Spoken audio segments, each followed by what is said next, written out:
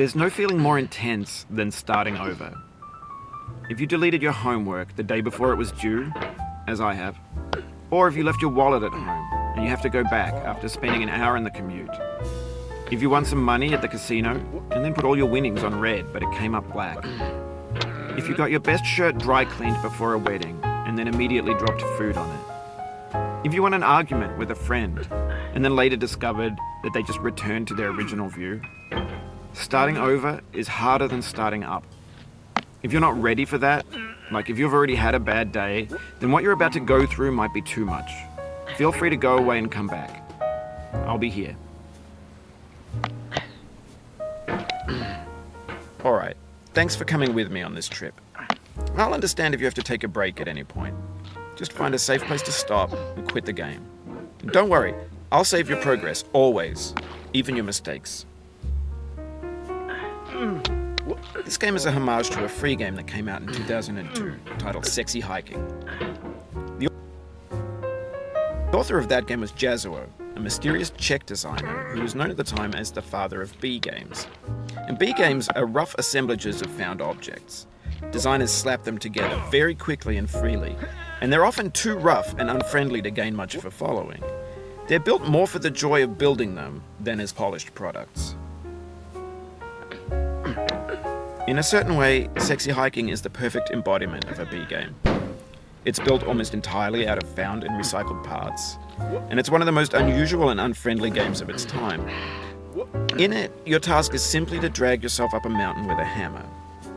And that act of climbing, in the digital world or in real life, has certain essential properties that give the game its flavor. No amount of forward progress is guaranteed.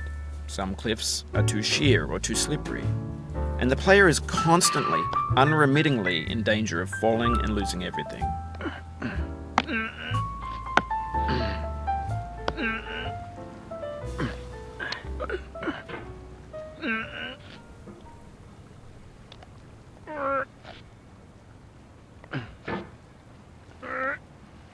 Oh, you just lost a lot of progress. That's a deep frustration, a real punch in the gut.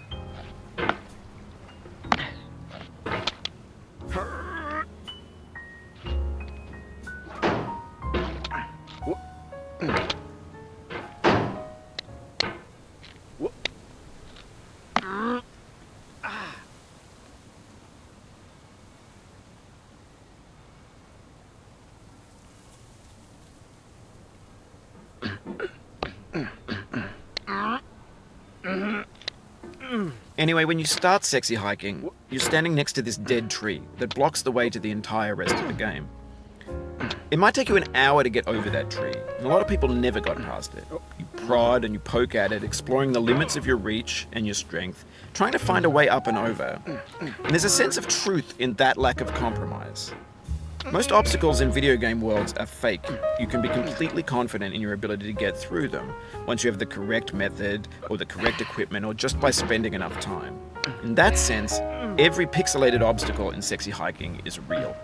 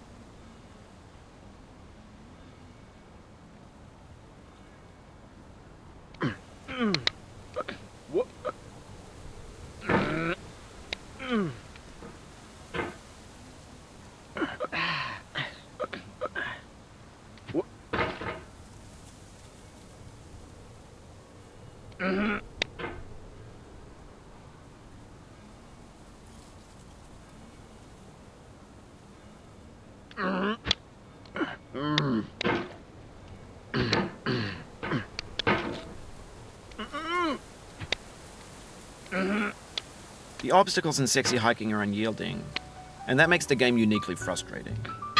But I'm not sure Jazzuo intended to make a frustrating game. The frustration is just essential to the act of climbing, and it's authentic to the process of building a game about climbing. A funny thing happened to me as I was building this mountain. I'd have an idea for a new obstacle, and I'd build it, test it, and it would usually turn out to be unreasonably hard. But I couldn't bring myself to make it easier.